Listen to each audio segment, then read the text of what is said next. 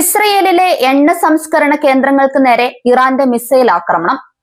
ഹൈഫയിലെ പ്ലാന്റിലാണ് missile പതിച്ചത്. ഇസ്രയേലിലെ ഗാർഹിക ഇന്ധന വിതരണത്തിന്റെ 50% ഇവിടെ നിന്നാണ് നൽകി വരുന്നത്.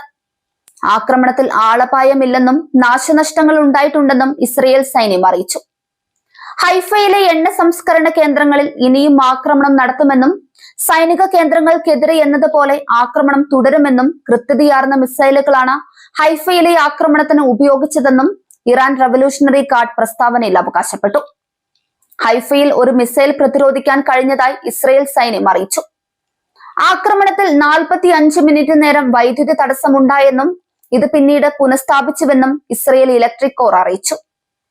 കഴിഞ്ഞ ജൂണിൽ ഹൈഫയിലെ റിഫൈനറിക്ക് നേരെ ഇറാൻ നടത്തിയ മിസൈൽ ആക്രമണത്തിൽ 3 പേർ കൊല്ലപ്പെട്ടിരുന്നു.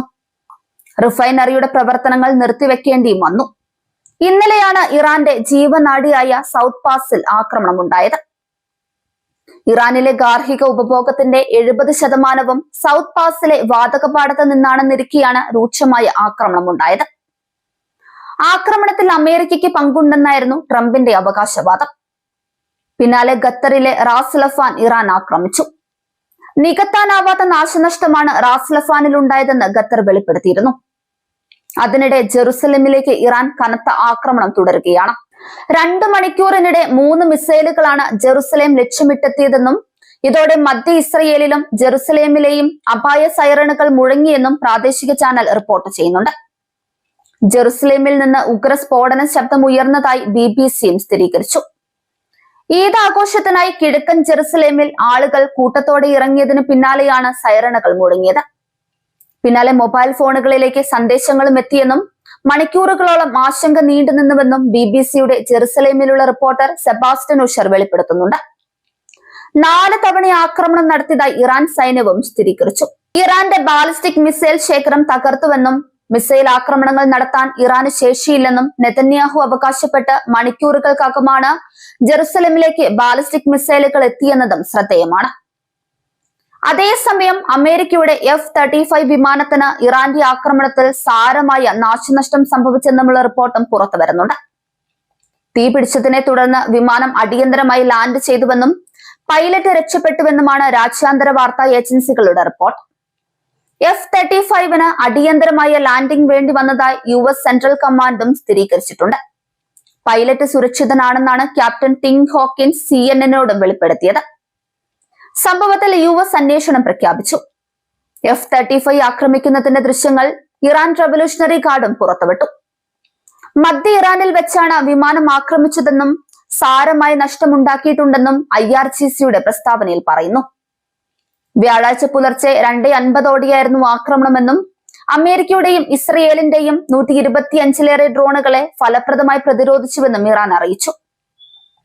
ലോകത്തിലെ മികച്ച യുദ്ധവിമാനങ്ങളിലൊന്നായ F-35 നേരെ ഇതാദ്യമായാണ് ഇത്രയും രൂക്ഷമായ ആക്രമണം ഉണ്ടാകുന്നത്. $100 മില്യൺ വിമാനത്തിന്റെ മാത്രം വില.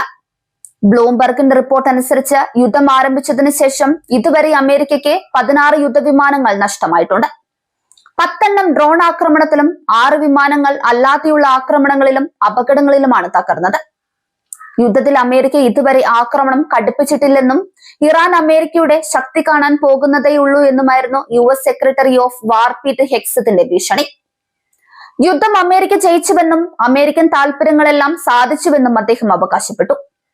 ഇറാനെതിരെ നടത്തിയ എപ്പിക് ഫ്യൂറി കൃത്യവും കാര്യക്ഷമവുമായിരുന്നുവെന്നും US നിശ്ചയിച്ച ലക്ഷ്യങ്ങളെല്ലാം കണ്ടുവെന്നും പ്രസിഡന്റ് ട്രംപ് നേരിട്ട് നൽകിയ നിർദ്ദേശങ്ങളെല്ലാം ആദ്യ ദിവസം തന്നെ പാലിച്ചുവെന്നും അദ്ദേഹം പെന്റഗണിൽ നടത്തിയ വാർത്താ സമ്മേളനത്തിൽ പറഞ്ഞു.